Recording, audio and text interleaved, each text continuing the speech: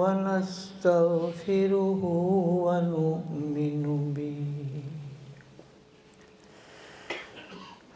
ونؤمن به ونتوكل عليه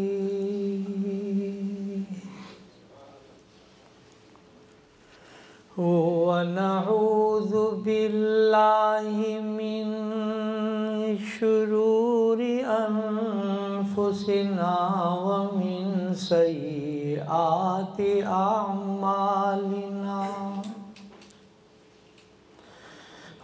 من يهده الله فلا مضل له ومن يضلله فلا هادي له ونشهد أن لا إله إلا الله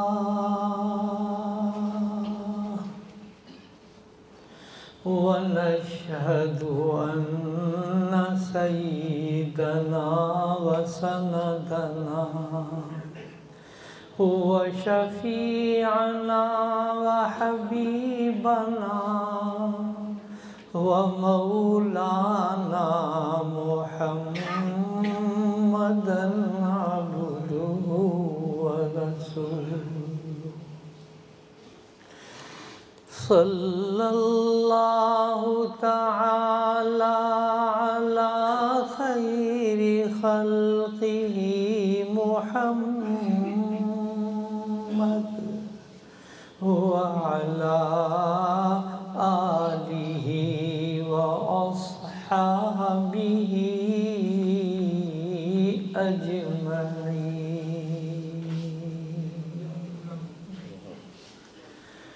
أما بعد فأعوذ بالله من الشيطان الرجيم بسم الله الرحمن الرحيم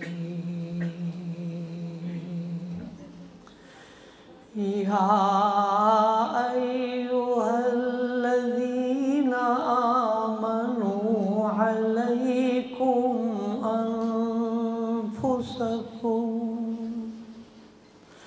وقال الله تعالى في مقام آخر يا أيها الذين آمنوا قوا أنفسكم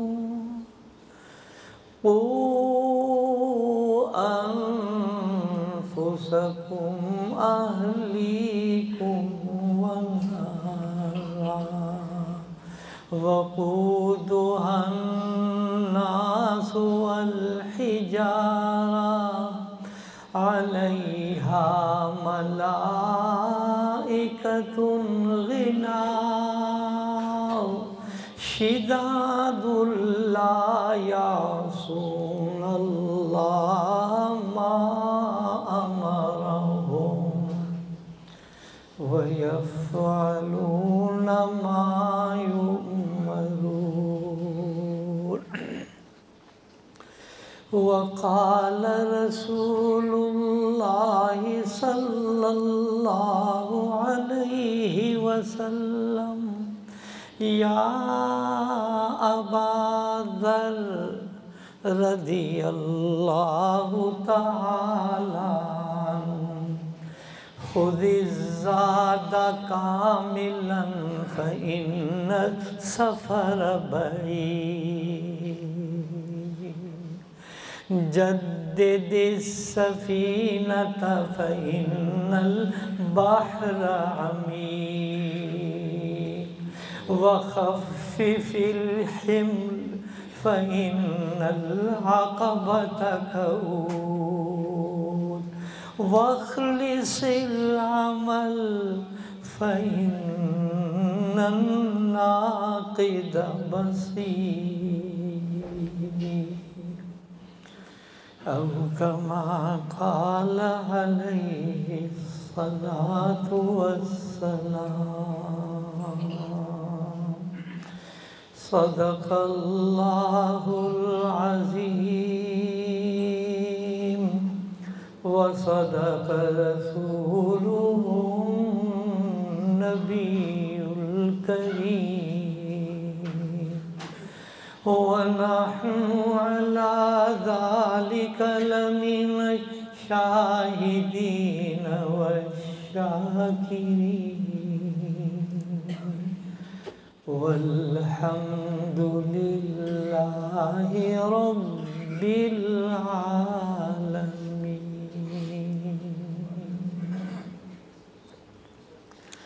اللهم صل على سيدنا ومولانا محمد وعلى آل سيدنا ومولانا محمد وبارك وسلم. ربي اشرح لي صدري ويسر لي أمري واحلل عقدة من لساني يفقهوا قولي. اللهم أرنا الحق حقا وارزقنا اتباعه، وأرنا الباطل باطلا وارزقنا اجتنابه.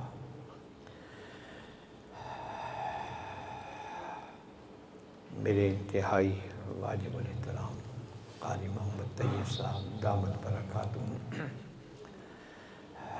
معزز حاضرین، میں راستے میں اپنی تقریر ذہن میں تیار کر کے سوچ کر آیا تھا.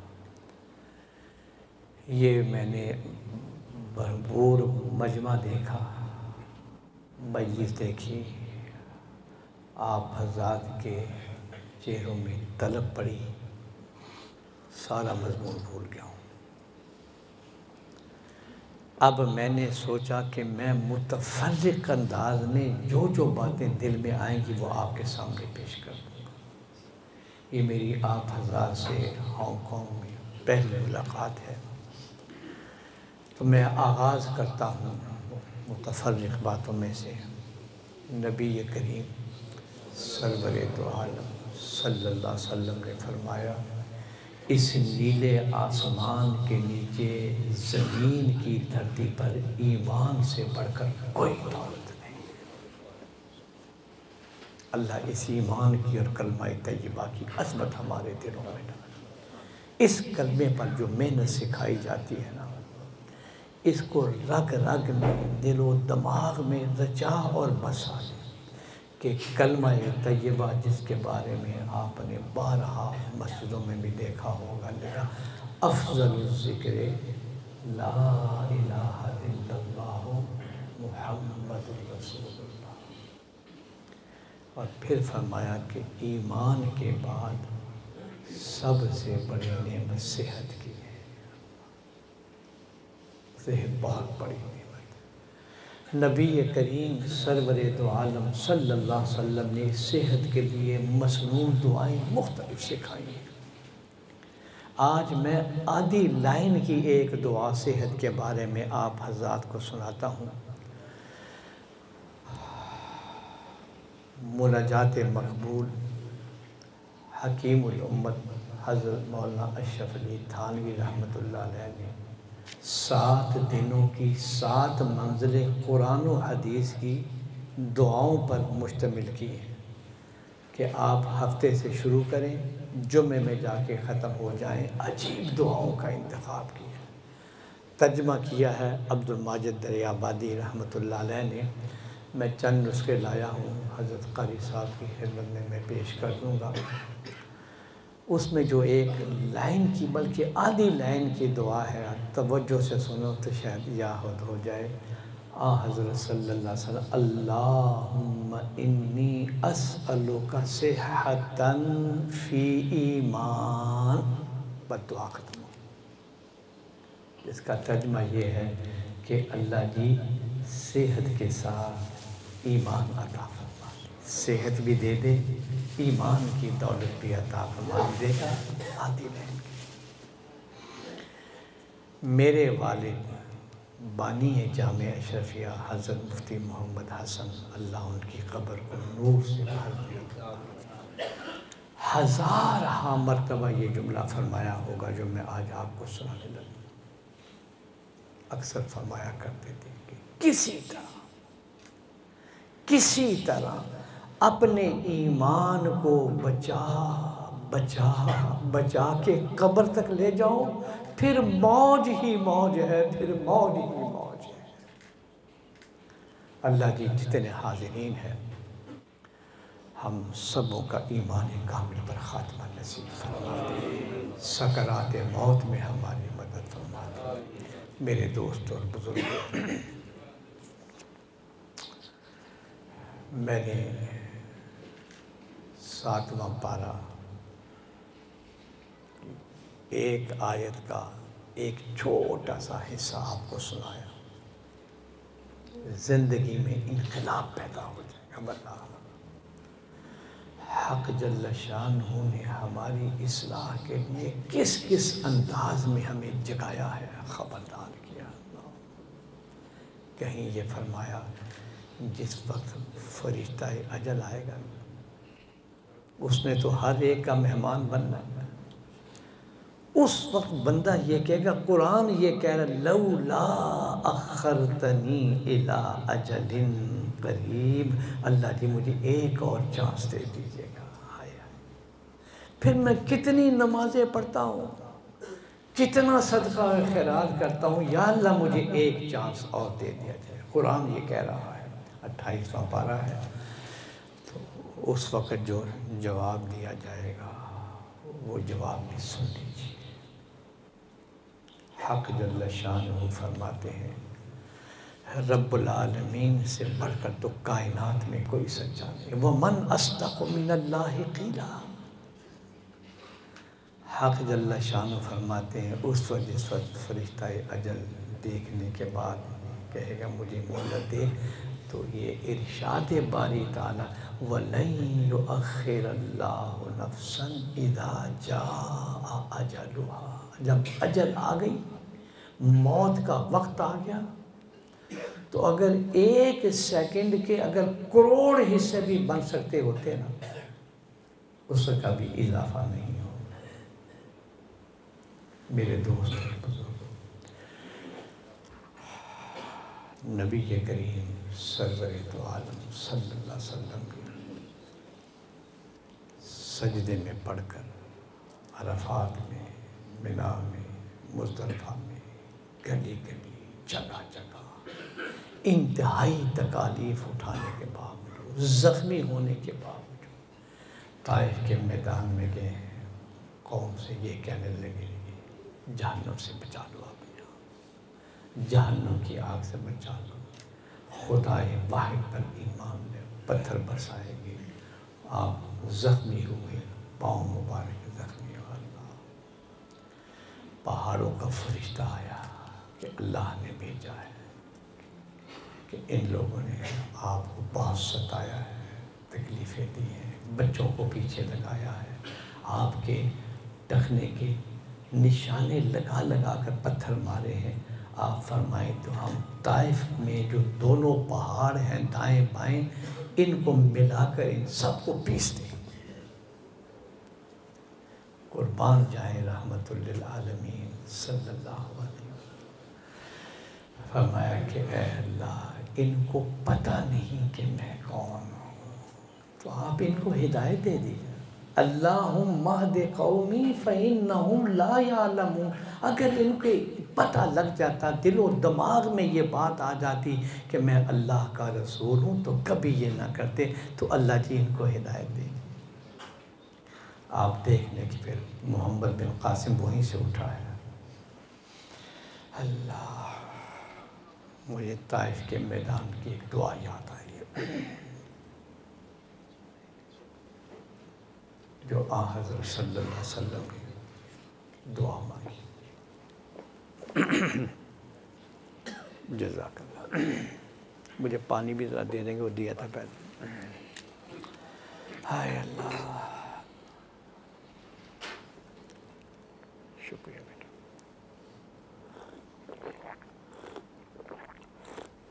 الحمدللہ۔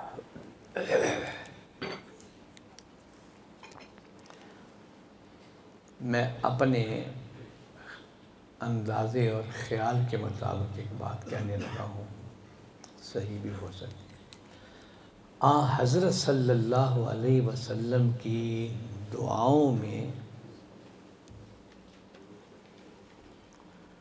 حضرت صلی اللہ علیہ وسلم کی دعاؤں میں جو کلائمیکس اور ٹاپ کی دعا جو آپ نے میدان طائف میں مانگی ہے، اس کی مثال نہیں ملتی۔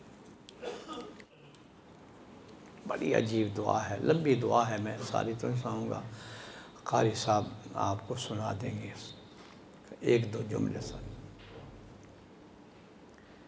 خلاصہ یہ تھا کہ یا اللہ مجھے آپ نے کس کے حوالے کر دیا ہے؟ ان دشمنوں کے حوالے جو پتھروں کا نشانہ لگا لگا کر مجھ پر حملہ کر رہے ہیں۔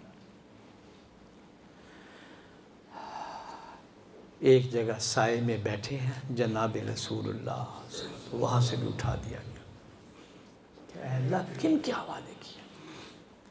اِلَىٰ عَدُوٍ يَتَحَجَّمُنِي، ان دشمنوں کے حوالے کیا ہے جن پر ذرا ترس نہیں آ رہا۔ آگے فرمایا اِن لَمْ تَكُنْ سَاخِطًا عَلَيَّ فَلَا أُبَالِي، اے اللہ اگر آپ کی رضا اسی میں آیا ہے تو پھر مجھے کوئی پرواہ نہیں۔ مجھے سب سے زیادہ جس چیز کی ضرورت ہے وہ آپ کی رضا اور خوشنودی کی ضرورت۔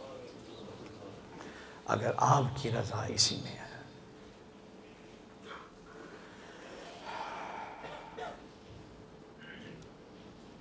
والد صاحب رحمۃ اللہ علیہ ایک شعر پڑھا کرتے تھے، آج بلاؤں میں مصیبتوں میں پھنسا ہوا انسان ہے، بڑا سہارا ملتا ہے ابا جی رحمۃ اللہ علیہ شعر کا، ابر رحمت ہے سراسر یہ بلاؤں کا ہجوم، اللہ کی طرف سے آ رہے ہیں یہ بلائیں، بیماریاں، تکلیفیں، پریشانیاں۔ ابر رحمت ہے سراسر یہ بلاؤں کا ہجوم، صبر کر اے دل کہ اب فضل خدا ہونے کو نہ گھبرا، صبر کر اے دل۔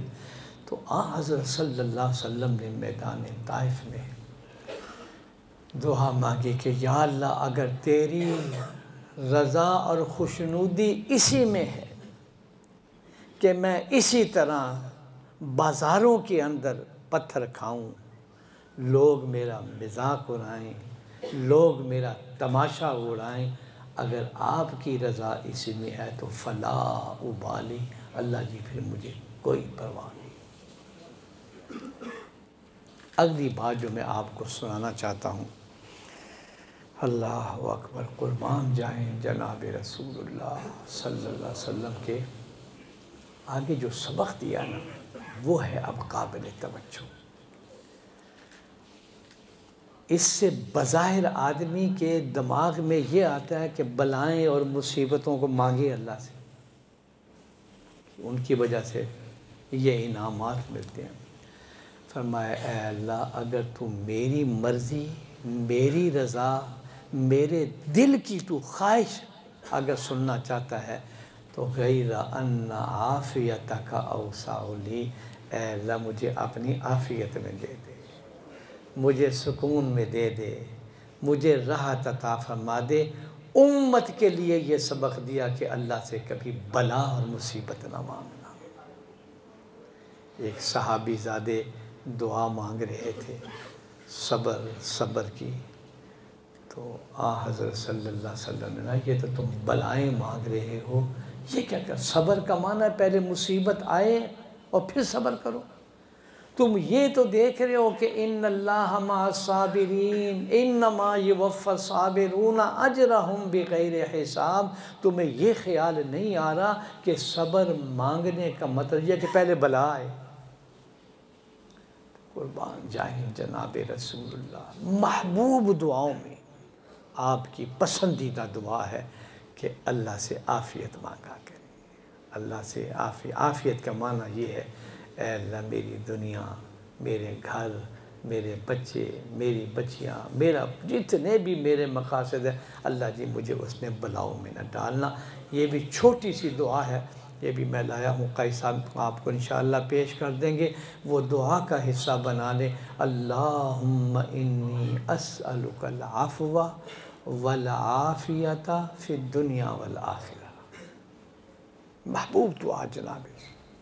رات میں ذکر کر رہا تھا کہ قرآن کریم نے جن دعاؤں کا ذکر کیا ہے، قاری طیب صاحب نے رات عشاء کی نماز میں جو آیتیں پڑھی اس میں 5 مرتبہ کے لگوایا ربنا ربنا ربنا۔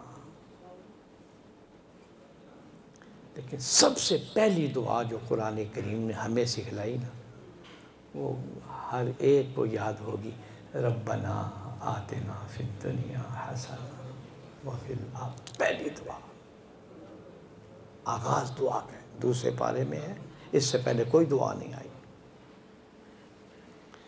اور نبی کریم سرور دو عالم صلی اللہ علیہ وسلم نے اپنی نبوت کی 23 سالہ زندگی میں سب سے زیادہ یہی دعا مانگی، سب سے زیادہ یہ، جس میں پتہ دے دیا کہ آپ نے بھی یہی دعا مانگنی ہے کہ یہ جناب رسول اللہ۔ اور جب آپ پڑھتے ہیں ربنا آتنا فی الدنیا حسنہ، آپ کے گھر، آپ کے بچے بچیاں، ملک، بیماریاں، بلائیں، دنیا کے جتنے معاملات ہیں سارے کے سارے ربنا آتنا فی الدنیا حسنہ میں آ گئے۔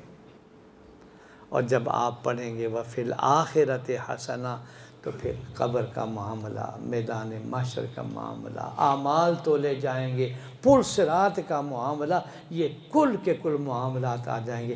یا اللہ قبر سے لے کر جنت کے دروازے تک کی جتنی منزلیں آنے والی ہیں اللہ جی ہمارے لیے آسان فرمائے۔ میرے دوستوں اور بزرگوں، میں نے جو آیت تلاوت کی اور ایک حدیث میں نے پڑھی جو مجھے یہی آ کر ذہن میں آئی ہے، یہ میں نے کہا کہ 7واں پارہ ہے۔ رب العالمین فرماتے ہیں یا ایھا الذین آمنوا، خطاب ان لوگوں سے ہے جنہوں نے کلمہ پڑھ لیا ہے۔ اے وہ لوگوں جنہوں نے کلمہ پڑھ لیا ہے، ایمان لا چکے ہو، کلمہ پڑھ چکے ہو، ایمان کا واسطہ دے کر رب العالمین فرما رہے ہیں علیکم انفسکم، ذرا اپنے آپ کی تو خبر لے لو، اپنا مراقبہ کر لو، اپنا محاسبہ کر لو، اپنے آپ کو چیک کر لو کہ صبح سے لے کر شام تک میں کیا کروں۔ آج ہم جہاں کہیں 2-4 آدمی بیٹھتے ہیں تو یہ تو کہتے ہیں جی لوگوں میں یہ عیب پایا جا رہا ہے، لوگ خیانت کر رہے ہیں، غیبتیں کر رہے ہیں، جھوٹ بول رہے ہیں۔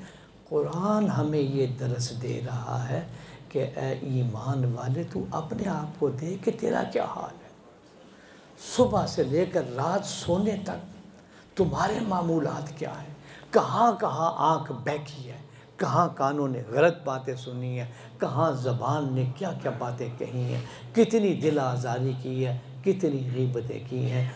اگر ہم میں سے ہر آدمی یہ طے کر لے، یہ فیصلہ کر لے، یہ سوچ لے کہ میں نے ہر رات سونے سے پہلے صبح سے شام تک جو میں نے اوقات گزارے ہیں میں نے چیک کرنے ہیں کہ کہاں کہاں میں نے اللہ اور اس کے رسول کی مخالفت کی۔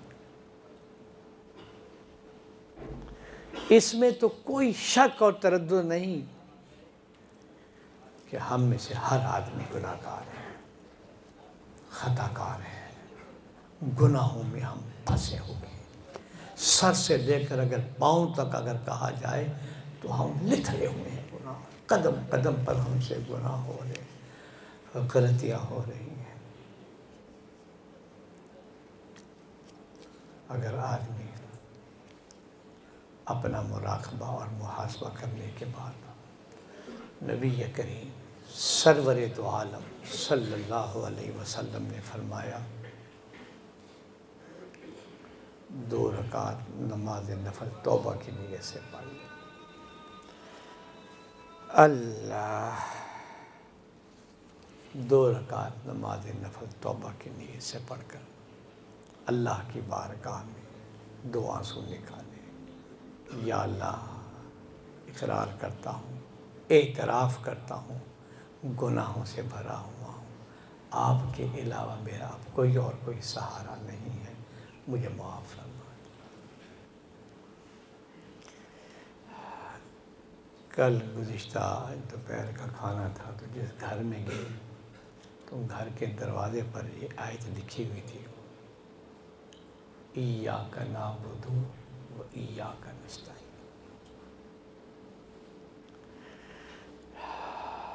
مجھے سیدنا عمر فاروق رضی اللہ تعالیٰ عنہ کی بات یاد آئی۔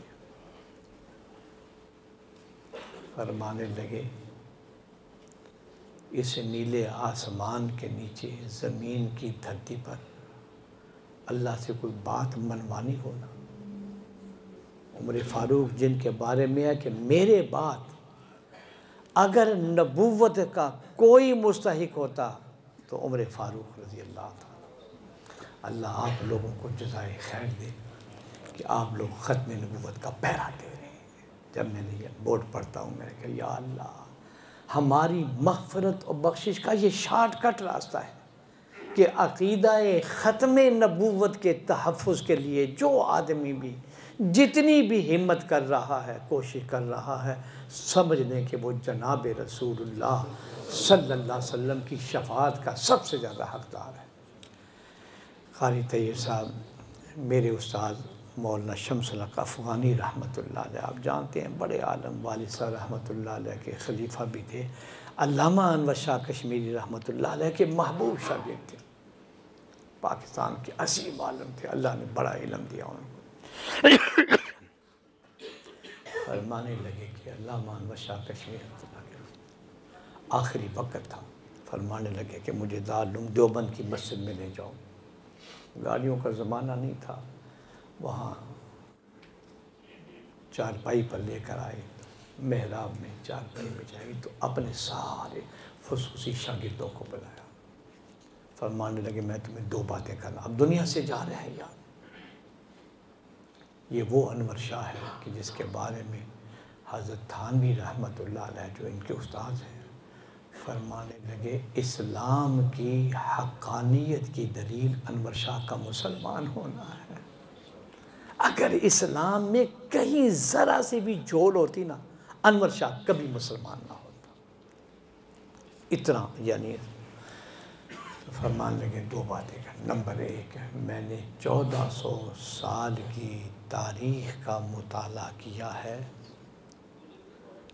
فتنہ مرزائیت اور قادیانیت سے بڑا میں نے کوئی فتنہ نہیں دیکھا۔ جس انداز میں یہ حملہ آور ہوتے ہیں اور مسلمانوں کے دین اور ایمان کو تباہ و برباد کرتے ہیں، قرآن کا نام لیتے ہیں، رسول اللہ صلی اللہ علیہ وسلم کا نام لیتے ہیں، دین کا نام لیتے ہیں اور گمراہ کر رہے ہیں۔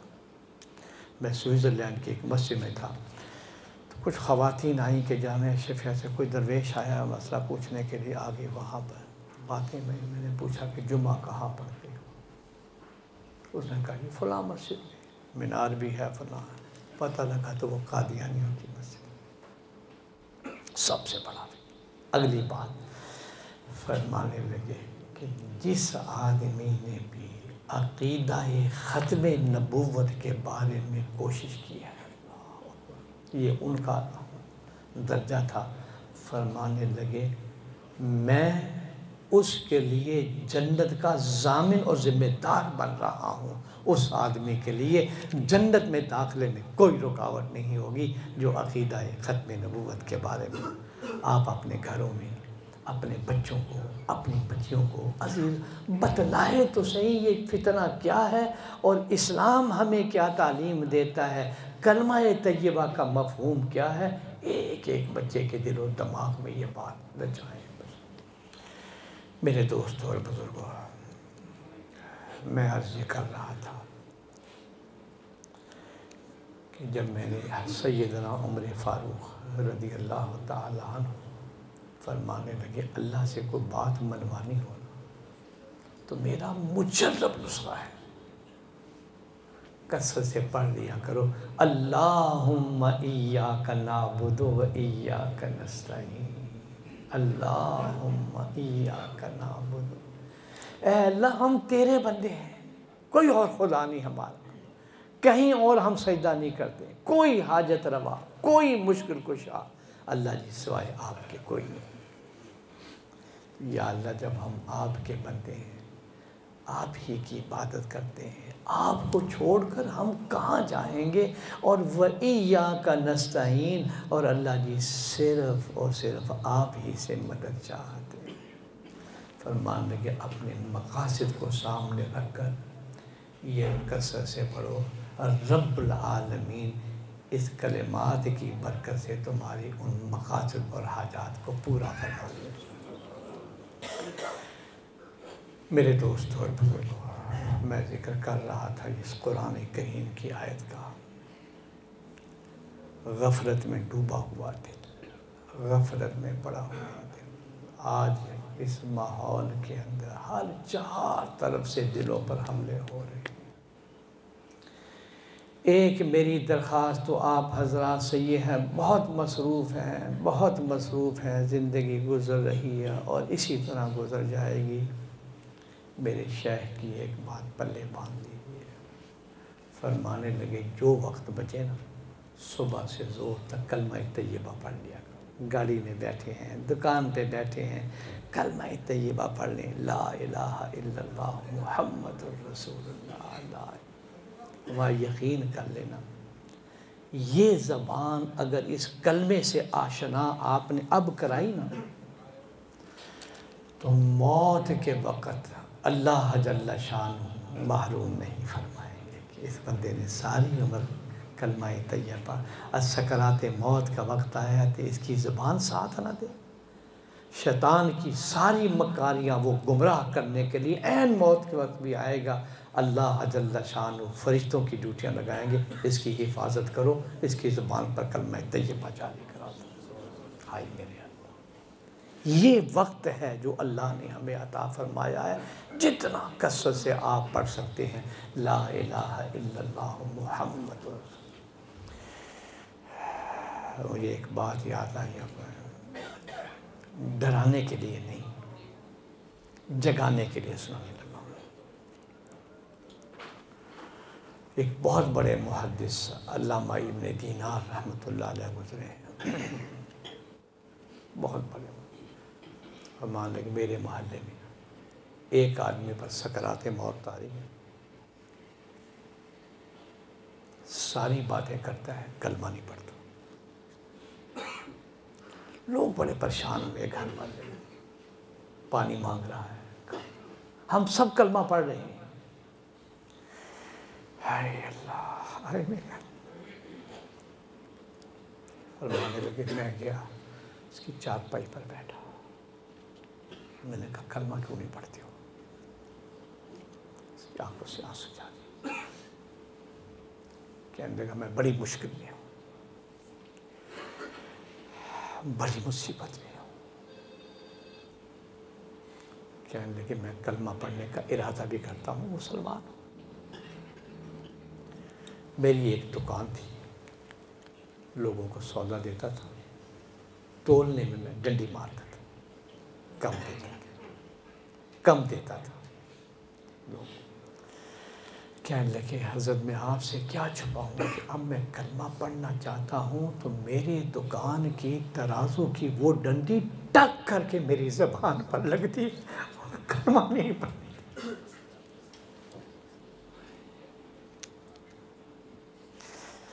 یا اللہ سکرات موت میں ہم مدد فرمانا، بڑی گناہگار۔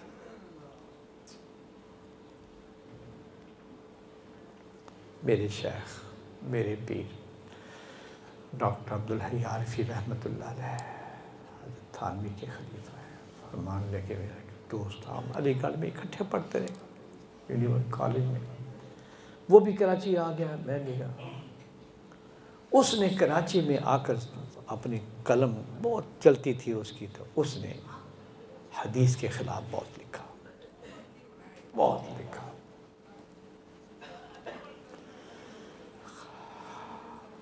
کہنے لگے مجھے پتہ چلا کہ ڈاکٹر نے جواب دے دیا ہے اور وہ ہسپتال میں ہے۔ میرے شیخ کہنے لگے، میں گیا اس کے کمرے میں، میں نے کہا ہم علی گڑھ میں ایک ہی کمرے میں تھے، اکٹھے پڑھتے رہے، دوستی کا حق ہے، ابھی اللہ نے وقت دیا ہے، مہلت ہے، ابھی میں تمہارے پاس آیا ہوں، اس دوستی کو نبھانے کے لیے توبہ کر لو، ختم نبوت پر ایمان لے آؤ اور کلمہ پڑھ لو، ابھی ٹائم ہے، فرشتہ نہیں بھی آیا۔ کہتے میں نے اپنے استاد، اس نے جو جواب دیا نا، ہائے میرے اللہ، ہائے میرے دوست اور بزرگوں، اس ایمان کی قدر کر لیجئے، اس ایمان کی قدر کر لیجئے، ذکر اللہ کی قدر کر لیجئے، کلمہ طیبہ کی قدر کر لیجئے۔ وہ موصوف کہنے لگے ڈاکٹر صاحب اس موضوع پر میرے ساتھ بات نہ کیجیے۔ ہائے میرے اللہ، دیکھا آپ نے، رب کعبہ کی قسم کھا کر کہتا ہوں، اپنے دل پر اس لکیر ڈال لیجئے کہ اگر ہم نے اپنی اس زندگی کے صبح و شام میں اپنے اللہ کو یاد کیا، کلمہ طیبہ کا ورد کیا، کلمے کے مفہوم کو سامنے رکھا، تو موت کے وقت انشاءاللہ کلمہ طیبہ جاری ہو جائے۔ مت خیال کرنا کہ ہم آسانی سے پڑھ لیں گے، اس وقت سینکڑوں مثالیں ہمارے سامنے آ رہی ہیں کہ جس میں پتہ چلتا ہے۔ تو ایک میرے شیخ یہی فرمانے لگے، صبح سے ظہر تک کلمہ طیبہ پڑھا کرو، اور ظہر کے سے لے کر رات سونے تک جو فارغ وقت ملے اس میں درود شریف پڑھ لیا کرو، اس میں درود۔ قبر میں بھی جائیں گے تو حضور صلی اللہ علیہ وسلم کی زیارت ہوگی، شفاعت کے لیے پھاٹک کھل جائے گا۔ میدان محشر میں نفسی نفسی کے عالم کے اندر بھی حضرت صلی اللہ علیہ وسلم پر پڑا ہوا درود جو ہے وہ ایک روشنی کا لائٹ کا کام کرے گا۔ مجھے سورہ حدید کی ایک آیت یاد آئی، سورہ رحمان کے بعد سورہ حدید آتی ہے۔ حق جل شانہ نقشہ کھینچتے ہیں میدان محشر میں قبروں سے اٹھنے کا۔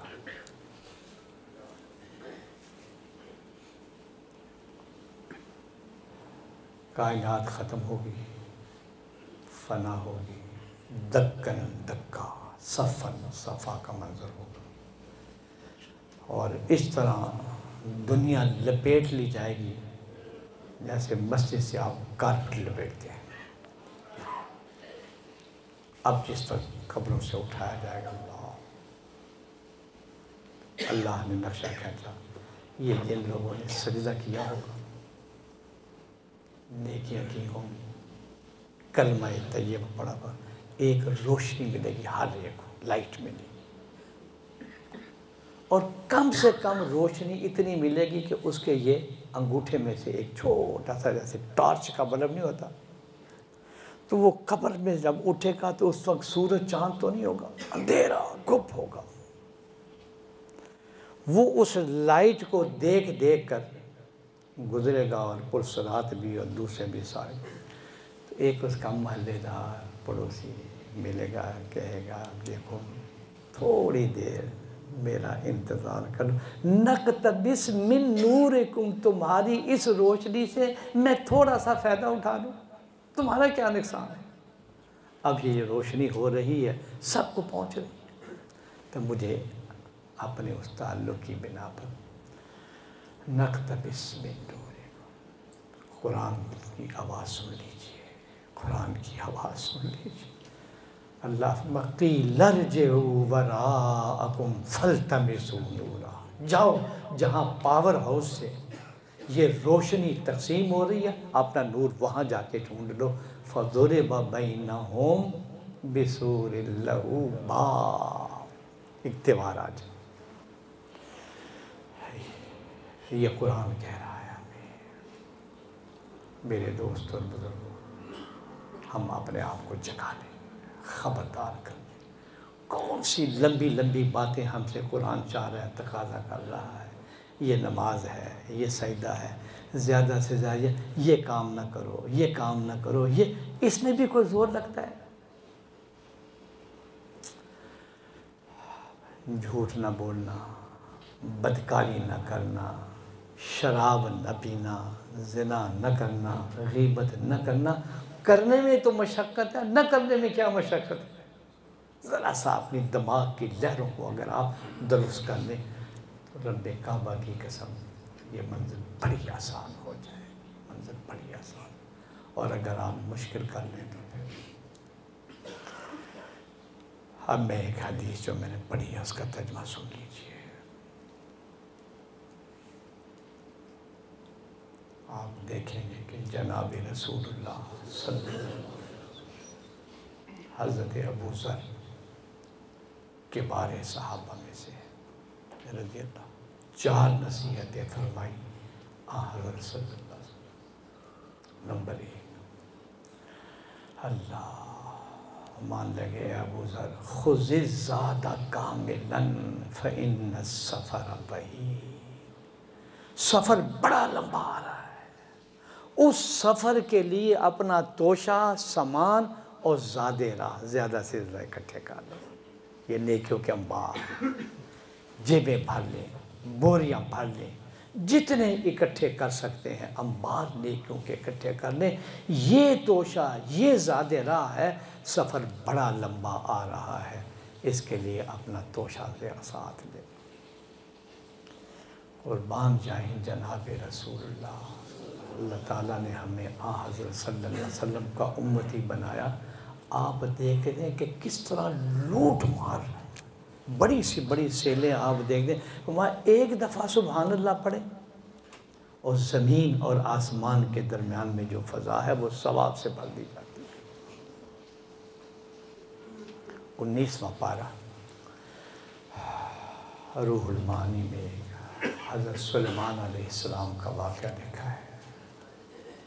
ہواؤں میں ان کا تخت اڑا جا رہا ہے، 3 لاکھ جن اور 3 لاکھ انسانوں کی کرسیاں بچھی ہوئی، بغیر پیٹرول کے، بغیر کسی مشینری کے اڑتا ہوا جا رہا ہے۔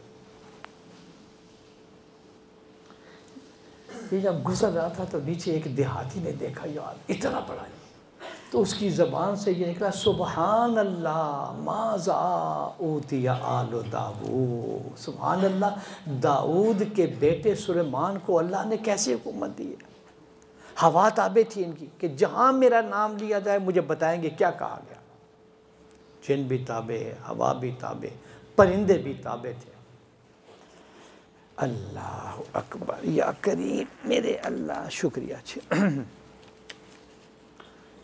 اگلے دن حضرت سلیمان علیہ السلام نے اس دیہاتی کو بلایا اور بلا کر کہنے لگے کہ میرا تخت دیکھ کر تو نے کیا کہا تھا؟ وہ ڈرا، انہوں نے کہا کہ میں نے کیا کہنا تھا؟ بے ساختہ میری زبان سے نکلا سبحان اللہ ماذا ہوتی۔ حضرت سلیمان علیہ السلام کا تاریخی جملہ جو روح المعانی نے نقل کیا، فرمانے لگے تو نے میرے تخت کو تو دیکھا ہے، تیری زبان سے جو کلمہ نکلا ہے تو نے وہ نہیں دیکھا۔ لَتَسْبِیحَةٌ وَاحِدَةٌ مَقْبُولَةٌ عِنْدَ اللَّهِ خَيْرٌ مِّمَّا أُوتِیَ آلُ داؤد۔ آپ دیکھو نا 1 منٹ میں کتنی دفعہ پڑھتے سبحان اللہ، الحمدللہ، لا الہ الا اللہ۔ یہاں میں آپ حضرات کو ہانگ کانگ کے ساتھیوں سے ایک درخواست بھی کرنا چاہتا ہوں۔ میں نے جگہ جگہ کی، لوگوں کو بڑا ہی نفع ہوا، آپ لوگوں کو بھی میں ایک ہدیہ دینا چاہتا ہوں۔ ترمذی شریف حدیث کی صحاح ستہ کی کتاب ہے۔ حضرت صلی اللہ علیہ وسلم نے ایک صحابی کو بلایا اور فرمایا کہ 12 دفعہ سورہ قل هو اللہ احد پڑھو، تمہیں 4 قرآن کا ثواب۔ میں نے گھڑی دیکھ کر حساب لگایا تو میں 1 منٹ میں 12 مرتبہ بمائے بسم اللہ کے پڑھ لیتا ہوں۔ منٹ 1 لگ رہا ہے اور قرآن 4 منٹ۔ یہ صدقہ ہے جناب رسول اللہ۔ ویسے نہیں، بنی اسرائیل کے انبیاء دعائیں مانگتے تھے کہ اللہ جی ہمیں اس آخری نبی کا امتی بنا دیجئے، اتنی انعامات کی بارش ہو رہی ہے۔ اب میں آپ حضرات سے، ہانگ کانگ کے حضرات سے ایک درخواست کرنے لگا ہوں، آپ کو انشاءاللہ بڑا نفع ملے گا۔ یہ ہر روز 1 منٹ کا یومیہ گفٹ اور تحفہ پڑھنے کے بعد صرف اور صرف جناب رسول اللہ صلی اللہ علیہ وسلم کی خدمت عالیہ میں بھیج لیا۔ اس میں نہ شریک کریں اپنے کسی عزیز و اقربا، ان کے لیے لیتا پڑے۔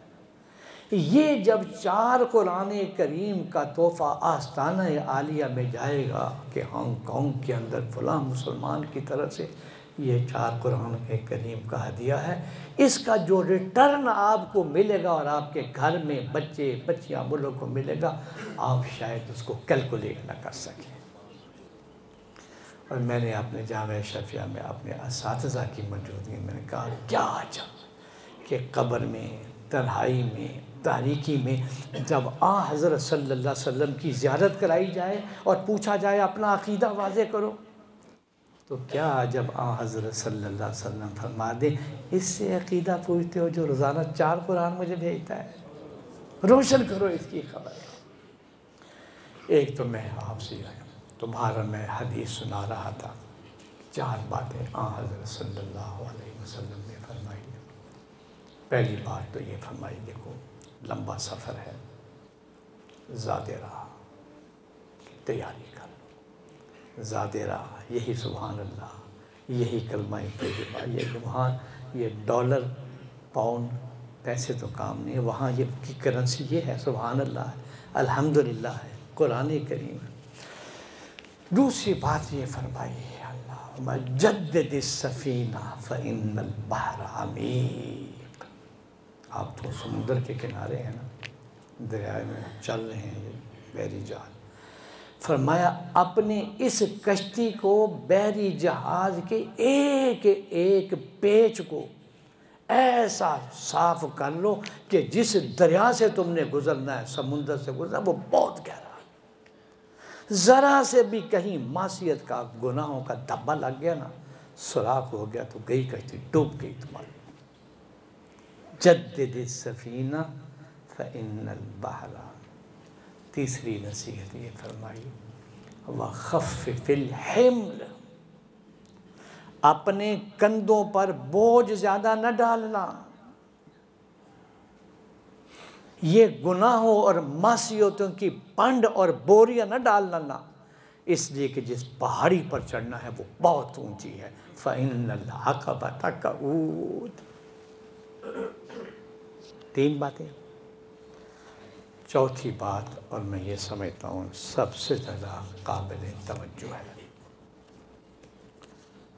اللہ مجھے بھی اور آپ کو بھی اس پر عمل کیا۔ اللہ کی قسم بڑا ڈر لگتا ہے جس وقت کہیں واز کرتا ہوں، کتاب لکھتا ہوں، بیان کرتا ہوں، ایسا ڈر لگتا ہے کہ یا اللہ کہیں یہ ریاکاری میں تو نہیں آ رہا، نشو و نما میں تو نہیں آ رہا، دکھ رہا۔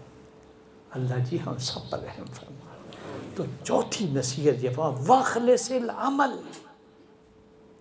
اپنے اعمال میں اخلاص پیدا کرو، قیامت کے دن جو ذات پرکھنے والی ہے وہ بڑی بصیر ہے، وہاں کوئی چلاکی کام نہیں آئے گی، کوئی جھوٹ کام نہیں آئے گا، وہاں کوئی دھوکہ نہیں۔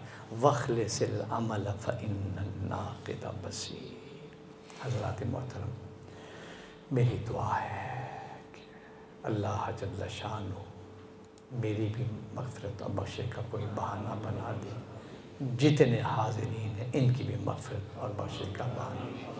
میں چند باتیں 1-2 منٹ کے اندر آپ کو سنانا چاہتا ہوں تاکہ اس دور میں شیطان جس انداز میں حملہ آور ہو کرنا وساوس ڈال رہا ہے، پریشانیوں میں ڈال رہا ہے کہ تو بار بار توبہ کرتا ہے پھر توڑ دیتا ہے، کیا فائدہ تیری توبہ کرنے کا؟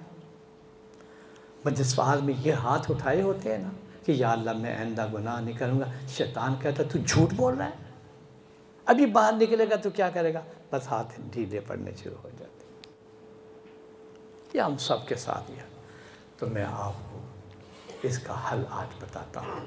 یہ ظالم با جس نے حضرت آدم علیہ السلام کو بھی جنت سے نکلوایا ہے، اس نے اللہ سے کہا تھا کہ یا اللہ مجھے قیامت کے دن تک مہلت دے، میں تیری ساری کی ساری مخلوق کو گمراہ کروں گا، مجھے اللہ تیری عزت و جلال کی قسم ہے سوائے ان بندوں کے جو اخلاص کے ساتھ تیری عبادت میں لگے۔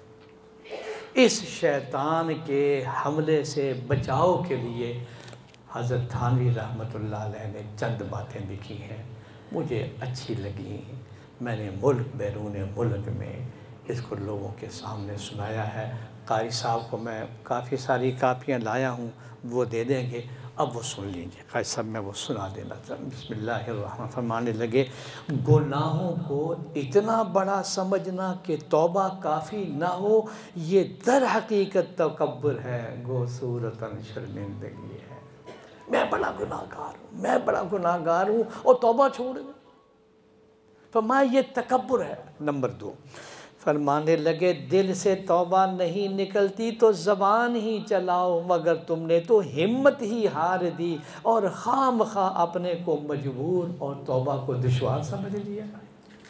نمبر 3، فرمانے لگے اگر پھر گناہ ہو جائے پھر توبہ کر لیجئے، توبہ کرنے میں کوئی پھاوڑے تو چلانے نہیں پڑتے۔